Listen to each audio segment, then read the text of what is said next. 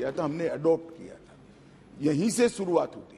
परंतु इसके अलावा आज भी जो कानून आज इससे निरस्त होंगे, जब सदन पारित करेगा, तब वो कानूनों के अंदर कुछ शब्द थे मैं जरूर कहना चाहता हूं, जिससे हमें मालूम पड़ेगा कि 75 साल तक हम किस कानूनों के आधार पर क्रिमिनल जस्टिस सिस्टम को चलाए हैं।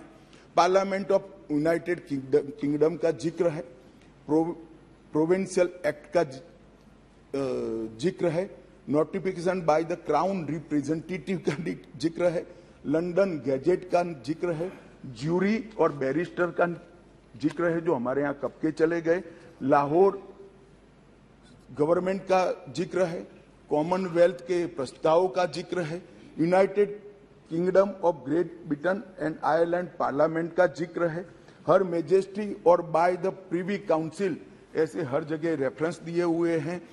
Copies and extracts content in the London gadget, इसके आधार पर एक कानून को बनाया गया है। Possession of the British crown, इसका भी जिक्र आज भी है।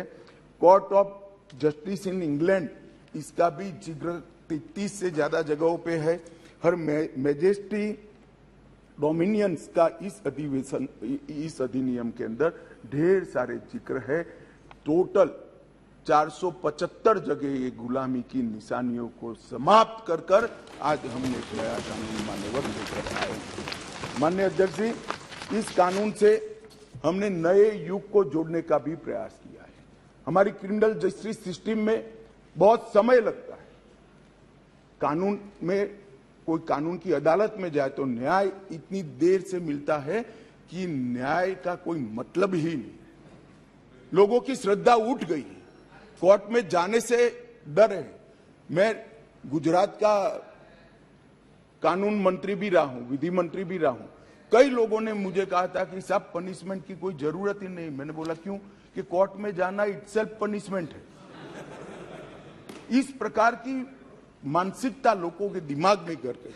हमने इसीलिए आधुनिक से आधुनिक तकनीक को इसके अंदर समाहित करने का निर्णय किया है। माननीय अध्यक्ष जी, दस्तावेजों की परिभाषा का विस्तार कर कर इलेक्ट्रॉनिक या digital record, email, server longs, computer, smartphone, laptop, SMS, website, locational साक्ष्य, डिवाइस पर उपलब्ध मेल और मैसेजेस, ये सभी को कानूनी वैधता इस देता है, जिससे अदालतों के अंदर जो कागजों के ढेर लगते हैं, अंबार लगते हैं, वो समाप्त हो जाएंगे।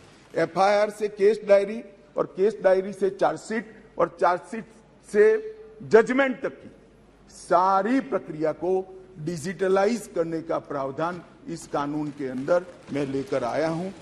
अदालत की सभी कार्यवाही को टेक्नोलॉजी के माध्यम से करने के लिए हम करते हैं। अभी आरोपी की पेशी ही सिर्फ वीडियो कॉन्फ्रेंस से हो सकती है, अब संपूर्ण ट्रायल क्रॉस सहित की वो वीडियो कॉन्फ्रेंस से होगी।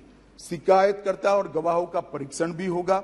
जांच पड़ताल और मुकदमे में साक्ष्यों का रिकॉर्डिंग जो करना है वो भी होगा, और उच्च न्यायालय के मुकदमे और सभी अपीलीय कार्यवाही भी डिजिटली संभव होगी।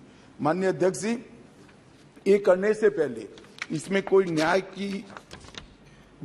न्याय के बारे में कोई गोता ही न हो जाए, इसलिए हमने नेशनल फॉरेंसिक साइंस यूनिवर्सिटी और देश भर के सारे विद्वानों को, इस विषय के विद्वानों के साथ बैठकर इसकी चर्चा कर टेक्नोलॉजी के एक्सपर्ट के साथ बैठकर उसको बनाया गया है।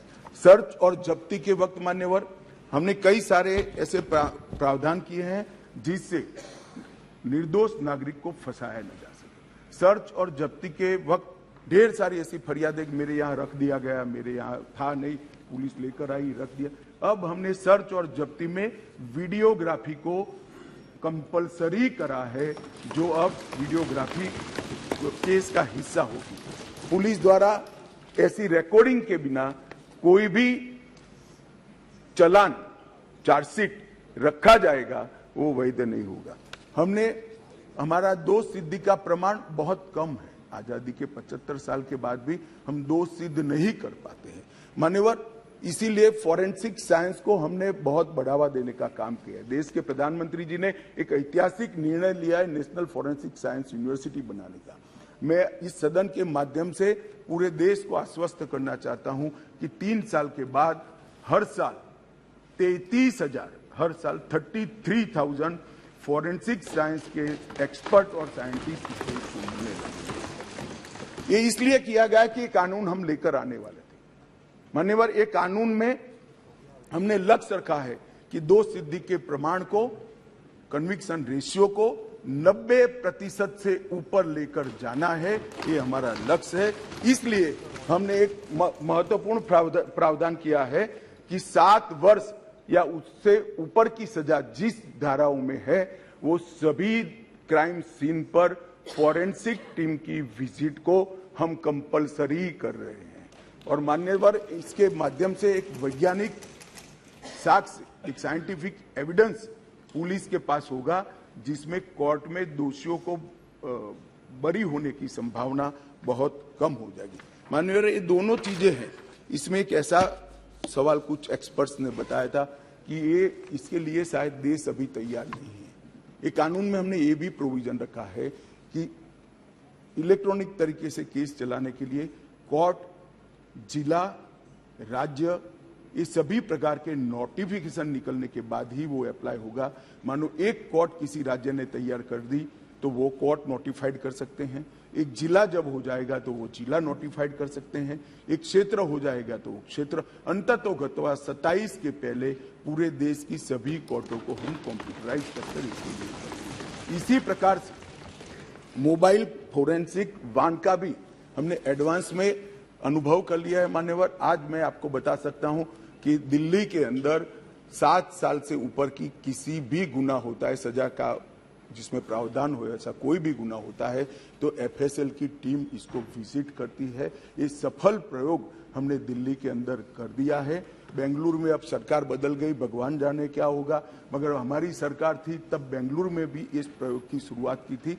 इसके लिए हमने मोबाइल एफएसएल के कंसेप्ट को लॉन्च किया है और सफल कंसेप्ट है। मान्यवर, हर जिले में 3 मोबाइल एफएसएल घूमती रहेगी और गुना के जगह पे जाएगी। नागरिकों की सुविधा सुनिश्चित करने के लिए 0 एफआईआर को पहली बार आजादी के 75 साल के बाद हम स्थान, गुना कहीं पर भी हुआ, किसी भी थाने का हो, आप हिमालय की चोटी से भी उसको रजिस्टर कर सकते हैं और कन्याकुमारी के सागर के किनारे